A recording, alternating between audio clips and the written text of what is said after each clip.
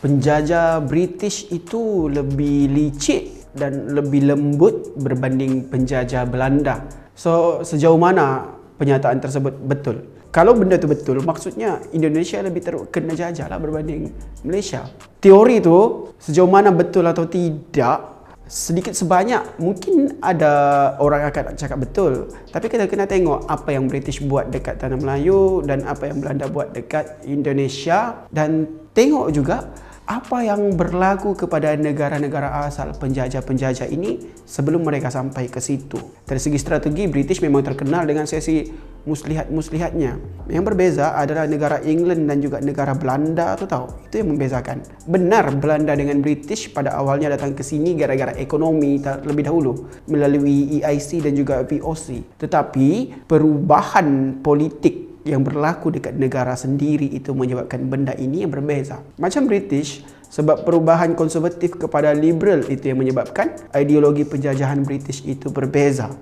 Satu hal lagi, British sebelum dia sampai ke Tanah Melayu untuk menjajah ini, dia sudah ada pengalaman melawan India. Orang India memang kau-kau dia lawan British ketika penjajahan tu. British sampai ke sini, dia guna pendekatan berbeza. Dia sudah pernah gunakan kekerasan dekat India dan apa hasilnya? Rugi banyak. Sampai ke sini, lain ceritanya. Dia tukar strategi. Memang dia tukar strategi. Macam Francis Light, first dia sampai.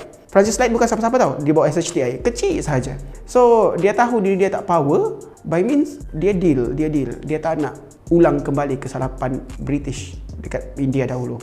Nak kata kejam atau tidak, British masih ada kekejaman. Masih ada kekejaman yang British buat kepada penduduk dekat Tanah Melayu. Cumanya, British dia berbaik-baik dengan pemimpin di Tanah Melayu. Itu yang berbeza. Negara-negara Melayu dekat Semenanjung ini, British terus kaji dia punya ideologi pemikiran sosial mereka. Dia tengok dahulu, orang Melayu akan ikut cakap raja pada zaman dahulu. So, British anggap kita pegang kepala, yang bawah ni akan ikut. Faham tak? Kalau untuk Belanda dekat Indonesia, tidak. Sebelum-sebelum itu lagi, dia pernah menjajah Melaka sebahagian daripadanya. Dan dia jajah pun dengan segala-galanya bom.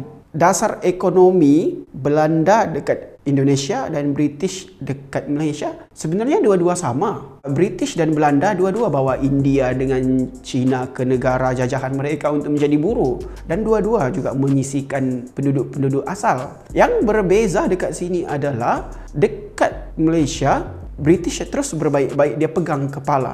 Macam Belanda tak. Belanda tak ada kemahiran macam tu. Sebab dia berdasarkan pengalaman dia terus pakai bom. Dan lagi satu, apabila Belanda terus tak pegang kepala dekat Indonesia, yang kepala tu terus gerakkan ekornya, tangannya, badannya untuk menentang. So bila penentangan, perperangan, jadilah agresi-agresi yang lebih teruk. Sehingga zaman dahulu Belanda pernah dikecam teruk oleh dunia betapa kejamnya dia kepada Indonesia ketika itu.